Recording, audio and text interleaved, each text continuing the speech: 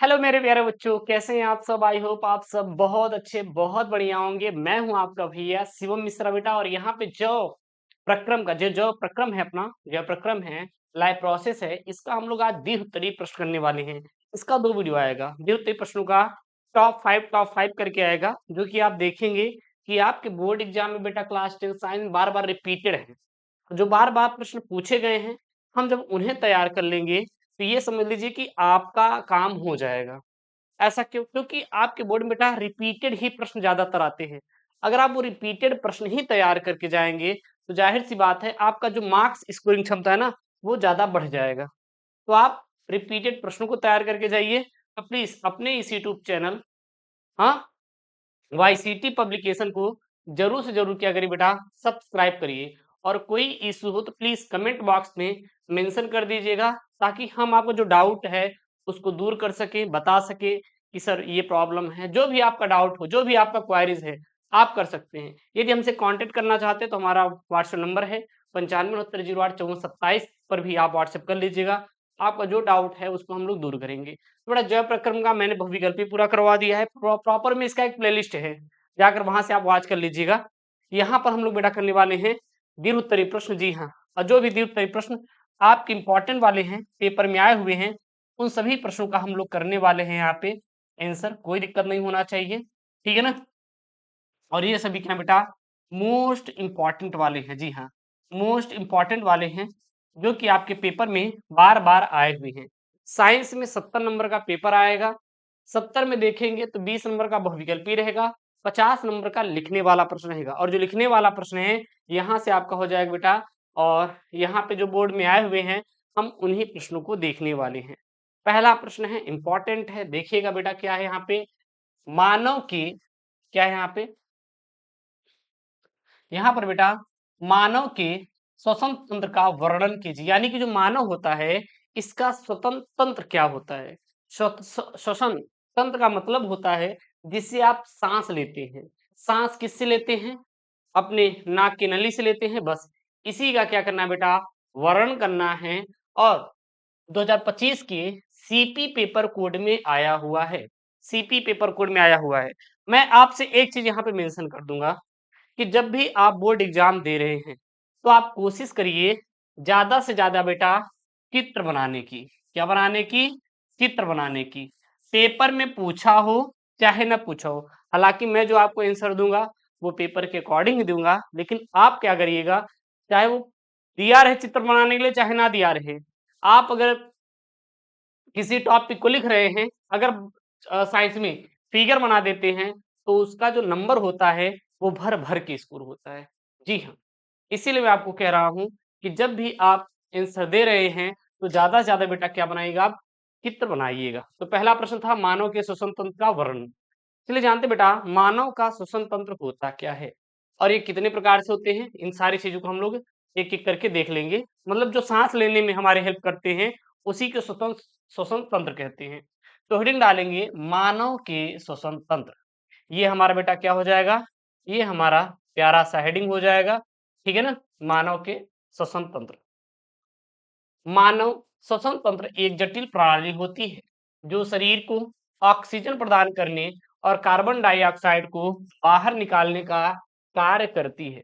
मतलब जो मानव का श्वसन तंत्र होता है, यह एक ऐसी प्रणाली होती है जिसमें बहुत ज्यादा टफ टास्क होता है। जरा सोचिए, हम कार्बन डाइऑक्साइड ले रहे हैं, सॉरी ऑक्सीजन ले रहे हैं शुद्ध, और फिर वो कार्बन डाइऑक्साइड बाहर निकाल रहे हैं। तो ये कोई सरल काम है क्या? आपको लगता है नहीं सर हम ले लिए निकाल दिए, बट जो हमारे बॉडी के अंदर वो फिल्ट्रेशन की प्रक्रिया होती है, वो हार्ड होती है।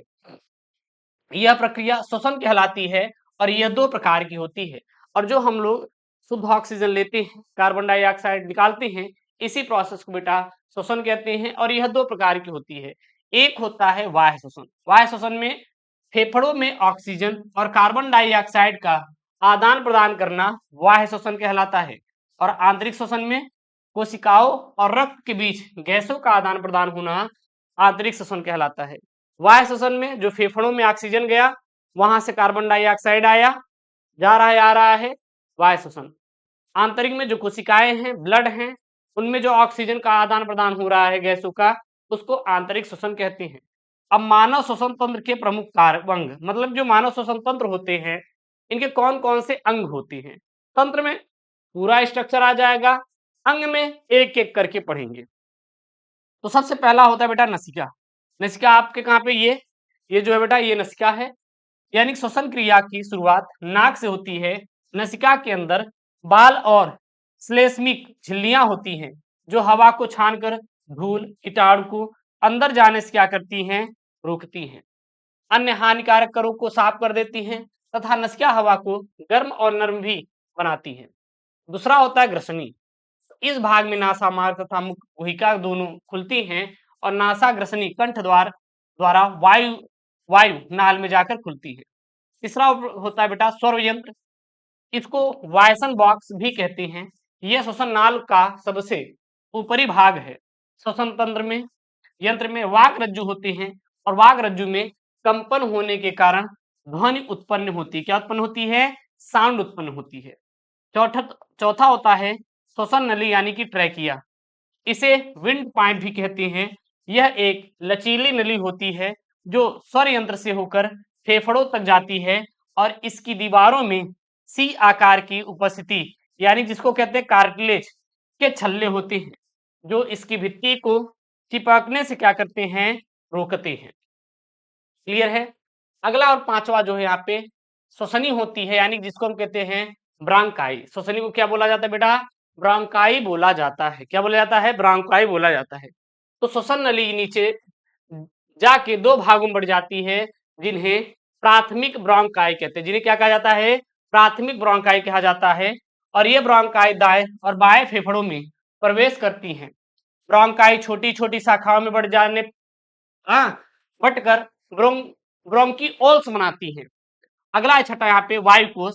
ये छोटे छोटे गुब्बारे नुमा संरचनाएं होती हैं जहां वास्तविक गैस का आदान प्रदान होता है।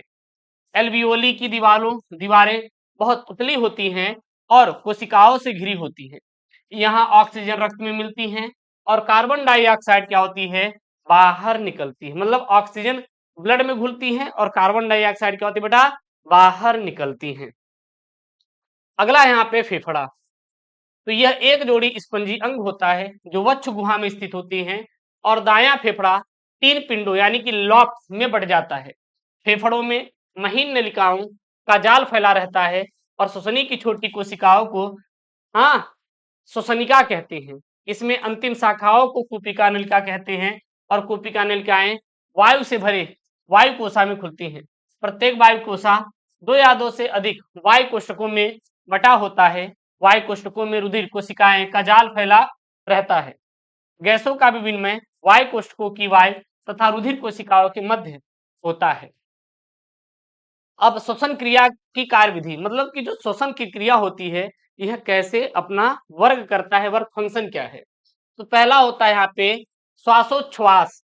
अब इसमें निम्नलिखित पॉइंट होते हैं जैसे कि अंतः श्वसन है यानी कि डायफ्राम, जिसको मध्यपट कहते हैं, सुकुड़ सपाट हो जाता है और पसलियों की मांसपेशियां फैलती हैं। इससे वायुदाब कम होता है और हवा फेफड़ों में प्रवेश करती है।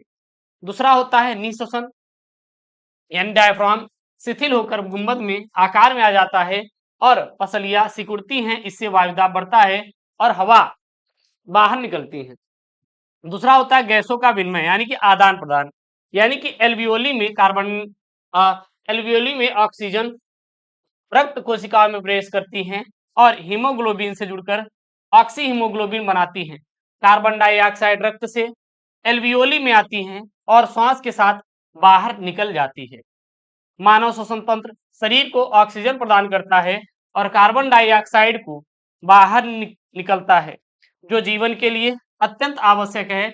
और यह प्रणाली नाक से शुरू होकर फेफड़ों तक जाती है जहां गैसों का आदान प्रदान होता है और इस प्रक्रिया में विभिन्न अंगों में समन्वित कार्य महत्वपूर्ण होता है। दूसरा बेटा यहाँ पे प्रश्न है, इंपॉर्टेंट है, बहुत इंपॉर्टेंट है, तैयार कर लेना। उपयुक्त चित्र की सहायता से मानव में मूत्र निर्माण की प्रक्रिया का वर्णन कीजिए। यानी कि आप फिगर बनाइए और जो मानव होता है, मनुष्य होता है, उसमें मूत्र का निर्माण कैसे होता है उसका आपको फिगर बनाना है। 2025 के सीईओ पेपर कोड में आया हुआ है। चलिए प्रोसेस पहले लिख लेते हैं, फिर लास्ट में हम यहाँ पे इसका फिगर देख लेंगे, ठीक है ना।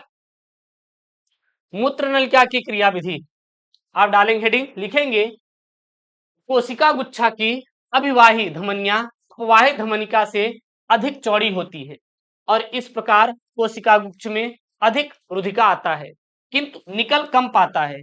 अतः दबाव के कारण रुधिका प्लाज्मा रक्त कोशिकाओं और बोमन संपुट की पतली भित्ति से छन जाता है और यह क्रिया परानिसंदन अपवहन या डायलिसिस कहलाती है और छने हुए नेफ्रिक निसंद में लगभग सभी कार्बनिक एवं अकार्बनिक यौगिक जैसे जल, यूरिया, यूरिक अम्ल, ग्लूकोज, अमीनो अम्ल आदि होते हैं। अर्थात रुधिर कणिकाओं तथा प्लाज्मा प्रोटीन को छोड़कर रुधिर के लगभग सभी घटक उपस्थित होते हैं। इनकी मात्रा भी प्लाज्मा के समान ही होती है। कोशिका गुच्छ से निकलने वाली अपवाही धमनिका स्रावी नलिका के यू आकार तथा कुंडलित भाग के चारों ओर बार बार विभाजित होकर कोशिकाओं का जाल सा बना लेती हैं और इसे परिनलिका कोशिका जालक कहते हैं। स्रावी नलिका में नेफ्रिक नियसंद से लाभदायक पदार्थों का रक्त कोशिकाओं द्वारा पुनः अवशोषण कर लिया जाता है। इन क्रिया को वातावरणात्मक अवशोषण कहते हैं और रक्त कोशिकाओं से उत्सर्जित पदार्थ स्रावी नलिका में स्रावित कर दिए जाते हैं। स्रावी नलिका का दूरस्थ कुंडलित भाग में पहुंचने वाला नेफ्रिक नियसंद मूत्र होता है और इस प्रकार अनावश्यक जल तथा हानिकारक पदार्थ मूत्र नलिका में पहुंचता है और मूत्र नलिका मूत्राशय में खुलती है। मूत्राशय में मूत्र एकत्र होता रहता है और मूत्राशय से मूत्र समय समय पर शरीर से बाहर निकाल दिया जाता है। और यहाँ पे क्या है, अभिवाही धमनिका अपवाही धमनिका मतलब ये अपना क्या है, विकृ नलिका का जो है यहाँ पे फिगर है। अगर आप बनाना चाहते हैं तो इसको आप फिगर बना सकते हैं, ठीक है ना। इसको जो कहते हैं, इसको ये हमारा बोमन संपुट है, ये वाला जो भाग होता है इधर हमारा ये रक्त क्लोराइड है। तो ये अपना फिगर बना देंगे। वैसे आपको ज्यादा नाम नहीं लिखना है, बस एक फिगर आप ड्रा कर देना, हो गया, ठीक है ना, बोर्ड के लिए। अगला और तीसरा बेटा प्रश्न क्या है, पौधों में जल, खनिज लवण तथा भोजन परिवहन या स्थानांतरण प्रक्रिया का विस्तार से वर्णन कीजिए। मतलब जो पौधे होते हैं उनमें जल किसके द्वारा जाता है, खनिज लवण किसके द्वारा परिवहन करता है तथा भोजन की परिवहन स्थानांतरण की प्रक्रिया का वर्णन कीजिए। ये नहीं आ रहा, पेपर में ये दिया है पदार्थों में जल तथा भोजन का परिवहन कैसे होता है। जो पौधे होते हैं उसमें जल का परिवहन, भोजन का परिवहन कैसे होता है, तो लिखेंगे जड़ों द्वारा जल का अवशोषण, मतलब कि जो जल होता है उसका स्थानांतरण कैसे होता है। तो सबसे पहले जो जड़ होते हैं हमारे पेड़ में, वो जल को क्या करते हैं, खींचते हैं, यानी कि सक्रिय जल अवशोषण हेडिंग डालेंगे, यानी पराशर द्वारा। तो लेकिन सामान्यतः पौधों की जड़ें भूमि के अंदर होती हैं तथा इनसे अनेक शाखाएं निकलती हैं और शाखाओं का यह जल भूमि के अंदर फैला रहता है। जड़ों एवं इनकी शाखाओं पर अनेक एक कोश की धागेनुमा रचनाएं होती हैं जिन्हें मूल रोम कहते हैं। ये मूल रोम मिट्टी में जलीय विलयन की सांद्रता से अधिक होते हैं, तब पराशर द्वारा जल के अणु मूल रोम के भीतर चले जाते हैं, परंतु इससे मूल रोम के जीव द्रव्य की सांद्रता पड़ोसी कार्टेक्स की कोशिका की तुलना में कम हो जाती है। तब पराशर द्वारा जल मूल रोम के कार्टेक्स की कोशिकाओं में पहुंच जाता है और इस प्रकार एक कोशिका से दूसरी कोशिका से तीसरी आदि में चलकर यह जल अंतः त्वचा तक पहुंच जाता है और यहाँ से जाइलम वाहिकाओं में पहुंच जाता है, ठीक है ना। और ये अपना इसका फिगर है, बनाना चाहते तो बना सकते हैं, ठीक है ना, चलेगा। आगे लिखेंगे निष्क्रिय जल अवशोषण। देखिएगा एक क्या होता है बेटा, एक अपना सक्रिय जल अवशोषण होता है और जो दूसरा होता है निष्क्रिय जल अवशोषण। इसमें लिखेंगे इस क्रिया के अनुसार जल का निष्क्रिय अवशोषण पौधों के वायवीय अंगों में हो रही तेज वाष्पोत्सर्जन क्रिया के कारण होता है तथा जड़ की कोशिकाएं इस क्रिया में निष्क्रिय रहती हैं। अतः इस क्रिया के अनुसार जल अवशोषण करने वाले दूषण बल की उत्पत्ति वाष्पोत्सर्जन क्रिया पर निर्भर रहती है, जो विशेषकर पत्तियों में होती है। जब पत्तियों की कोशिकाओं से वाष्पोत्सर्जन के कारण जल वाष्पित होकर निकलती है तो इन कोशिकाओं में जल की विसरण दाब न्यूनतम हो जाता है और ऐसा होने पर जल आसपास की कोशिकाओं से परासरण करके उस कोशिका की जल को पत्तियों की जाइलम वाहिकाओं में आना पड़ता है। अतः यह पत्तियों के जाइलम रस में कोई तनाव उत्पन्न होगा तो उसका प्रभाव जड़ के जाइलम रस तक पहुंचता है और वहां एक चूसक दाब उत्पन्न करता है, जिस कारण जल मूल रोम व मूल कार्टेक्स से हुआ जाइलम में पहुंचता है। आगे लिखेंगे जड़ों द्वारा खनिज लवणों का अवशोषण। अगला हेडिंग क्या है, जड़ों के द्वारा खनिज लवणों का अवशोषण कैसे होता है। तो जड़ों द्वारा मृदा से उन्हीं खनिज लवणों का अवशोषण होता है जो मृदा जल में घुलित रहते हैं। जड़ों द्वारा खनिज लवणों का अवशोषण उनके जलीय विलयन के रूप में होता है। अघुलित लवण अथवा अन्य पदार्थ जड़ों द्वारा अवशोषित नहीं होते हैं। अगला है पौधों में खाद्य पदार्थों का स्थानांतरण एवं संचय। ये हेडिंग है, इसको हम थोड़ा सा लिख देते हैं ताकि आपको दिखता रहे। ठीक, क्लियर है, चलेगा। इसमें लिखेंगे, क्या लिखेंगे, पत्तियों में निर्मित भोज्य पदार्थ जैसे ग्लूकोज, स्टार्च आदि का परिवहन घोल के रूप में पदार्थों उत्कों द्वारा पौधे के प्रत्येक भाग में होता है। इस प्रक्रिया में भोज्य पदार्थों का परिवहन संश्लेषित होने वाले स्थान से संग्रहित होने वाले स्थान की ओर होता है। इस प्रकार के परिवहन को स्थानांतरण कहते हैं और फ्लोएम उत्कों में लंबी लंबी चालनी नलिकाएं होती हैं जो पत्तियों में निर्मित भोज्य पदार्थों को विलयन के रूप में जड़ों के अंतिम सिरों तक क्या करती बेटा, पहुंचाती हैं। पादपों का खाद्य पदार्थ जैसे शर्करा में जैसे ग्लूकोज हो गया, फ्रक्टोज हो गया, सुक्रोज तथा मंड के रूप में होता है। पादप की आवश्यकता से अधिक निर्मित खाद्य पदार्थों का संचय मुख्यतः जड़ों एवं तनों के बल्क में और फलों में तथा बीजों में होता है, जहां से यह पादप की वृद्धि होती है और आवश्यकता के अनुसार क्या होता है, उपलब्ध हो जाता है। चौथा और मोस्ट इंपॉर्टेंट वाला बेटा सवाल है, आप देख सकते हैं 2023 के ईपी पेपर कोड, 2026 के जीपी, 2023 के ई के, 2020 के एनएन पेपर कोड, 2022 के बीके पेपर कोड, 2024 के आई के पेपर कोड में आया हुआ है क्या यहाँ पे, विक्र में विक्राणु संरचना का वर्णन कीजिए। विक्राणु यानी नेफ्रॉन की रचना और उसकी कार्यविधि का वर्णन कीजिए। विक्राणु यानी नेफ्रॉन की संक्षिप्त पटबिड़ी करिए। मानव में विक्राणु यानी नेफ्रॉन की रचना और कार्यविधि का आपको वर्क मेथड यहाँ पे लिखना है, चलेगा।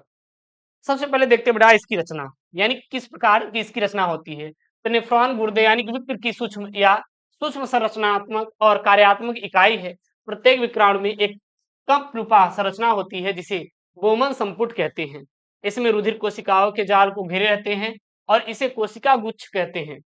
इस बोमन संपुट में एक नलिकाकार संरचना निकलती है जो कुंडलित नलिका कहलाती है। यह नलिका फिर एक संरचना बनाती है जिसे हेनले लूप कहते हैं और इसके द्वारा बनाई गई कुंडली संरचना को डीसीटी कहते हैं, जो वाहिनी में जाकर क्या करती है, मिल जाती है। अगर वर्क मेथड की बात करें, क्रियाविधि की बात करें, तो रुधिर को विक्र धमनी द्वारा वोमन संपुट के कोशिका गुच्छा में लाया जाता है जहां उसे छाना जाता है। प्रारंभिक निस्संद में ग्लूकोज, अमीनो अम्ल तथा प्रचुर मात्रा में जल रह जाता है। प्रक्रिया अनुसार जैसे जैसे निस्संद हेनेले लूप और कुंडलित नलिका में गुजरता है, उपयोगी पदार्थ को दोबारा अवशोषित कर लिया जाता है तथा यूरिया, पानी तथा दूसरे व्यर्थ पदार्थ मूत्राशय में एकत्रित कर लिए जाते हैं। और इसका क्या है बेटा, यहाँ पे वृक्क की अपना संरचना है, स्ट्रक्चर है, बनाना चाहते तो बना सकते हैं। आगे लिखेंगे यानी नेफ्रॉन के कार्य यानी वर्ग क्या होते हैं। तो विक्राणु रुधिर के माध्यम से शरीर के अंतः वातावरण को संतुलित बनाए रखते हैं तथा रुधिर के पीएच मान को स्थिर रखते हैं। दूसरा पॉइंट, ये रुधिर के पराशरी दाब पर नियंत्रण रखकर दाब को भी नियंत्रित रखते हैं तथा ऑक्सीजन की कमी होने पर आरबीसी के निर्माण को प्रेरित करते हैं। ये प्रत्येक प्रकार के बाह्य पदार्थ जैसे औषधि की अतिरिक्त मात्रा, औषधियों के रंग तथा विषैले पदार्थ को निष्कासित करते हैं। और चौथा पॉइंट, ये नाइट्रोजनी वर्ज्य पदार्थों को मूत्र के रूप में बाहर निकालती हैं। अगला और पांचवा यहाँ पे प्रश्न है, लास्ट इस वीडियो लेक्चर का प्रश्न है, इंपॉर्टेंट है बेटा, तैयार कर लीजिएगा। प्रश्न क्या है यहाँ पे, इंपॉर्टेंट है, मानव पाचन तंत्र का नामांकित चित्र बनाइए, पाचन क्रिया का भी वर्णन कीजिए। वो नहीं आ रहा तो ये कर सकते हैं, पाचन क्रिया से आप क्या समझते हैं, मानव में पाचन क्रिया का सचित्र वर्णन कीजिए। वो नहीं आ रहा तो हम ये कर सकते हैं, मानव के पाचन तंत्र का नामांकित चित्र बनाइए तथा पोषण प्रक्रिया का आपको समझाना रहेगा, ठीक है ना। अथवा में वो नहीं आ रहा तो ये कर सकते, बहुत इंपॉर्टेंट है, मानव पाचन तंत्र का नामांकित चित्र बनाकर आमाशय तथा क्षुद्रांत में होने वाली पाचन क्रिया का वर्णन कीजिए। अथवा में पाचन क्या होता है? मानव में पाचन क्रिया का विस्तार से वर्णन कीजिए। अथवा में मानव के पाचन तंत्र का सचित्र वर्णन कीजिए। अथवा में मानव आहार नाल के विभिन्न अंगों के भागों का वर्क फंक्शन आपको लिखना रहेगा। देख सकते हैं कितना इंपॉर्टेंट है। चलिए लिखते बेटा कि पाचन तंत्र क्या होता है। तो मनुष्य के पाचन तंत्र में एक लंबी आहार नलिका होती है और इस आहार नलिका के विभिन्न भागों में निम्न प्रकार के भोजन का पाचन होता है। पहला होता है मुख, यानी जो मुंह होता है। क्या होता है अपना? मुंह। ओके, चलेगा। तो आहार मुख द्वारा अंतर्गहित होता है और मुख में स्टार्च जैसे कार्बोहाइड्रेट शर्करा में विखंडित होते हैं, यानी पचाए जाते हैं। लार में एक एंजाइम टाइलिन होता है जो स्टार्च का शर्करा में परिवर्तन करता हुआ पाचन करता है। लार से आहार को निकलना सुगम हो जाता है। जीभ भोजन को समेटती है और निगलने में सहायता करती है। टाइलिन द्वारा स्टार्च का माल्टोज शर्करा में परिवर्तन होता है। दूसरा है ग्रसिका। यह भोजन को आमाशय के भीतर धकेलने में क्या करता है? सहायता करता है। और ग्रसिका की पेशियों का क्रमागत फैलना और सिकुड़ना क्रमाकुंचन कहलाता है और ग्रसिका में किसी प्रकार का पाचन नहीं होता है। तीसरा है आमाशय। तो आमाशय एक अंतःपेशी अंग होता है। इसकी भित्तियों में मौजूद जठर ग्रंथियों से जठर रस निकलता है जो भोजन के पाचन में सहायता करता है और इस रस में हाइड्रोक्लोरिक अम्ल यानी HCl, प्रोटीन पाचक रस, एंजाइम पेप्सिन तथा श्लेष्म होती है। चौथा होता है छोटी आंत। आगे चलकर भोजन ग्रहणी में पहुंचता है और यह भाग छोटे आंत का ऊपरी हिस्सा होती है। इसमें वसा का आयसीकरण होता है, अर्थात वसा छोटे छोटे वसा बिंदुओं में टूट जाते हैं, जिसमें यकृत को स्रावित पित्तरस पाचन में क्या करते हैं? सहायता करते हैं। पित्तरस पित्ताशय में एकत्रित होता है और अग्नाशय में ट्रिप्सिन, एमाइलेज तथा लाइपेज एंजाइम स्रावित होते हैं जो ग्रहणी में आते हैं। अब भोजन क्षुद्रांत में पहुंचता है जो छोटी आंत का निचला तथा आहार नाल का सबसे लंबा भाग होता है। क्षुद्रांत कार्बोहाइड्रेट, प्रोटीन, वसा का पूर्ण पाचन स्थल होता है और इस कार्य के लिए यह यकृत तथा अग्नाशय से श्रावण रस प्राप्त करती है। क्षुद्रांत की भित्ति में ग्रंथि होती है जो आंत रक्त स्रावित करती है और इसमें उपस्थित एंजाइम आंत में प्रोटीन को अमीनो अम्ल, जटिल कार्बोहाइड्रेट को ग्लूकोज में तथा वसा को वसा अम्ल तथा ग्लिसरॉल में परिवर्तित कर देती है। पचित भोजन को आंत की भित्ति में स्थित विलाई द्वारा अवशोषित कर ली जाती है और शेष अपचित भोजन बड़ी आंत में पहुंचता है। पांचवा है बड़ी आंत। तो शरीर का यह भाग अनपचे भोजन को अधिकतर जल में सोख लेता है और शेष बचा ठोस भाग स्नेहित होकर मल बन जाता है और मल बड़ी आंत के निचले भाग मलाशय पहुंचता है जिसे मलद्वार से बाहर निकाल दिया जाता है। और छठवा होता है बेटा मलाशय। तो यह बड़ी आंत के अंतिम भाग के रूप में दिखाई देती है। मलाशय मल को संग्रहित करता है और गुदा के माध्यम से मल को क्या करता है? उत्सर्जित करता है। और ये रहा मानव पाचन तंत्र का फिगर। अगर बनाना चाहते हो तो बना सकते हैं, पेपर में आता है बेटा। हमने यहाँ पे टोटल 5 दीर्घ उत्तरीय प्रश्नों को कवर किया जो कि मोस्ट इंपॉर्टेंट है और आप इसे तैयार कर लीजिएगा। आई होप आप लोगों को वीडियो पसंद आया होगा। तो प्लीज वीडियो को लाइक करिए, चैनल को सब्सक्राइब करिए। मिलता है नेक्स्ट वीडियो में दोस्तों। थैंक यू, जय Hind, take care, bye bye, love you all.